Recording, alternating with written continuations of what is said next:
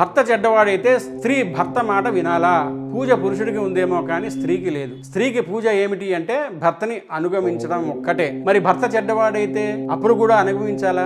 ధర్మం మన వైపు నుంచి ఉంటుంది, కానీ ధర్మం అవతల వాళ్ళ ఎలా ఉన్నారన్న దాన్ని బట్టి ఉండదు. నేను ఉద్యోగం చేస్తుంటే నా పైన ఉన్న అధికారుల ఆజ్ఞల్ని శిరసావహించడం నా ధర్మం. మా నాన్నగారిని పుత్రధర్మంగా నేను గౌరవించాలి. నా తండ్రి గారిది తప్పైతే వేలెత్తి చూపించడానికి నాకు అధికారం లేదు, అది నా ధర్మం. పాతివ్రత్యము అంటే పతిని అనుగమించుట.